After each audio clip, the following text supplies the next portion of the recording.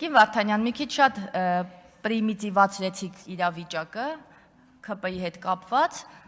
ՔՊ-ն հավերժ իշխանություն չի լինելու եւ օրենքները չեն ընտրվում օրվա իշխանությունների համար։ Ու պետք չի գալ այստեղ անմեղ դեմքով խոսել, ասել, սահմանափակում է քաղաքացիների իրավունքը։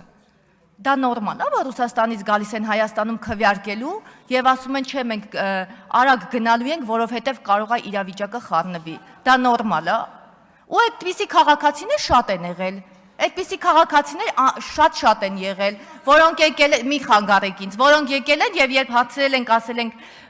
դե պատմում են շրջապատում շատ մարդ կա, դե ասում է եղբայրս Ռուսաստանից եկավ, վերջի 20 տարին չէր եկել, դե խնդրեց, որ գնամ իրանց քվեարկեմ, դե ինչ անեմ, ինքն է մեզ պահում։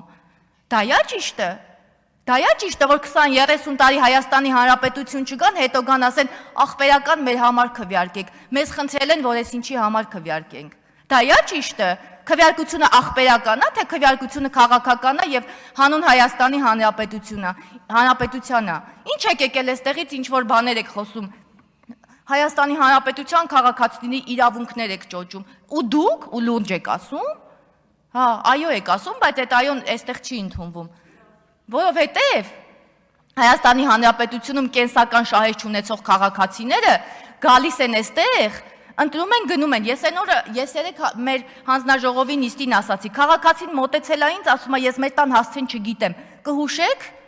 ասում եմ, բա դու ուր ես, ինչ ես, ասում է, դե ես մոռացել եմ վերջ անգամ երբ եմ եկել Ստեփանավան։ Մարդը մոռացել էր երբ է եկել, ընկած իր հասցեն ու իր տեղամասն էր ման գալիս, որոնց էր գնալ հետնել մի հատ տարեց մարդ։ Հիմա այդպիսի օրինակները բազմաթիվ են, եւ այդ բազմաթիվ օրինակների ահազանգով են այս նախագիծը պիտի ընդունվի, որովհետեւ սա պաշտպանում է Հայաստանի Հանրապետությունում ապրող քաղաքացիների շահերը, ու այդ սոփեստություններն էլ կավարտեք, արդեն չի լսվում։ Հավանիչ տեսանյութը եւ բաժանորդագրվիչ նորությունները բաց չթողնելու համար։